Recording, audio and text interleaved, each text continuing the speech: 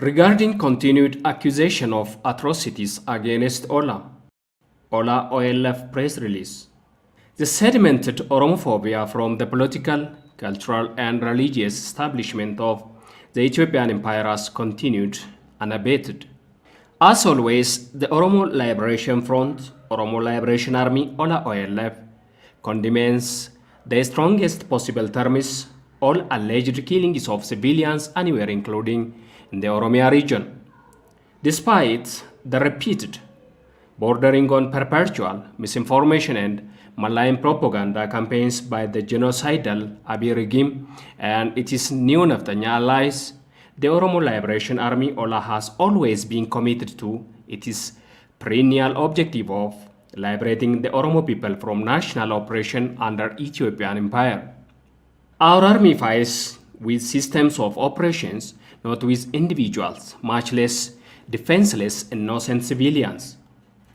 As a political party and liberation army with a singular objective of sustainably relieving the Oromo people from their suffering under successive repressive regimes, there is no political or military objective, none whatsoever, that our army would generate by targeting innocent civilians. In reality, short of putting ourselves in the affairs of others and imposing our will, as the neo-Naftanya elites in the country would wish to do, we emphasize with vulnerable communities everywhere, including innocent non-Oromo civilians who call Oromia home and go all the way to aiding their quest for liberty and dignified existence. For any close observer of recent Ethiopian political life, it is easy to see that the Abiy regime and his new Naftanya patrons have been using the Oromo Liberation Army as a scapegoat for any atrocity crime that they commit against our people. They kill the Oromo and blame the Oromo for their deeds. If recent memory serves us well, the original accusation by the regime for the Karayu massacre of our Gada leaders, the truth of which escaped between the regime's fingers in a matter of weeks, in the epitome of scapegoating the victim. It is a twisted version of Machiavellianism that has been normalized in Ethiopia. Independently verifying what happens in Oromia through credible third person is virtually impossible. In an attempt to prevent the international community from finding out the atrocity crimes that it commits in Oromia, the PP has blocked the region from the rest of the world for 3 years, barring a few intermittent occasions when the phone lines and some internet connectivity is possible. Abiy keeps the region in the dark precisely to conceal his crime, and despite the deafening silence, the world also knows it. As always, OLF argues the conduct of an independent investigation into all alleged atrocity crimes committed in Oromia and making sure that those responsible are held to account. We also remind the international community to put pressure on the regime to open up Oromia to international media. If the regime is not culpable as it claims, there is no reason to seal the region from independent media. As we have repeatedly indicated in our prior press releases, the PP has been on a mass killing spree in Oromia for 3 years. However, the news of such crimes only occasionally comes to light, only when the regime wishes to accuse Ola. In fact, the regime made concealing anything that happens in that region its primary job.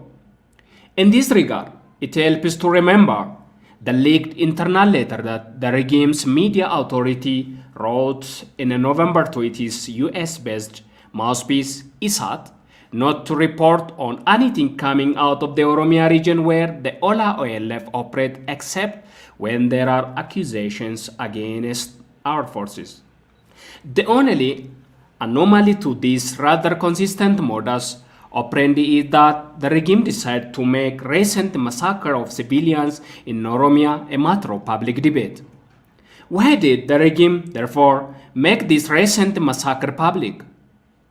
It did so because Abiy and his neo-Naftanya cronies benefit politically in at least the following ways. 1. As we indicated before, the genocidal regime has a declared policy of punishing entire population for their political views.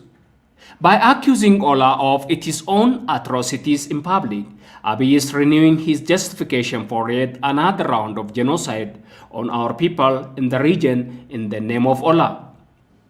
Number 2. Abiy is losing a firm grip on his extremist Amara allies both inside and outside the PP.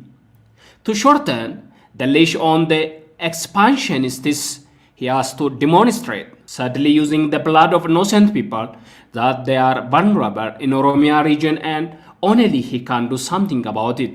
He accomplished his without even identifying the ethnic background of the victims.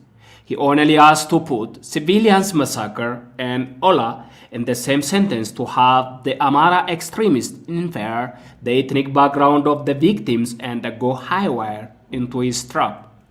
Number 3.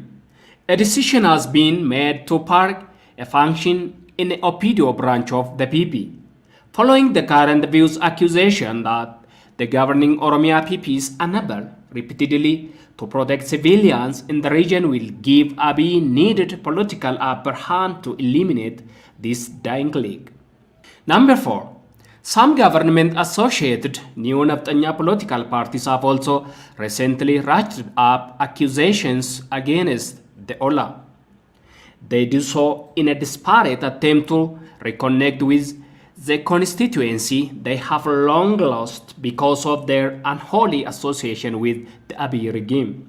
Finally, we reiterate our call for a NY credible independent investigation into the allegation and for perpetrators to be held accountable, serve justice to the victims, and adequate compensation for their families.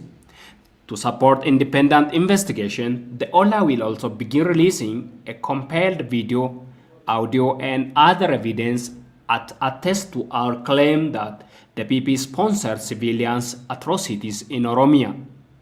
May justice always prevail. Victory to Oromo and all oppressed people. OLF Ola High Command, March 5, 2022.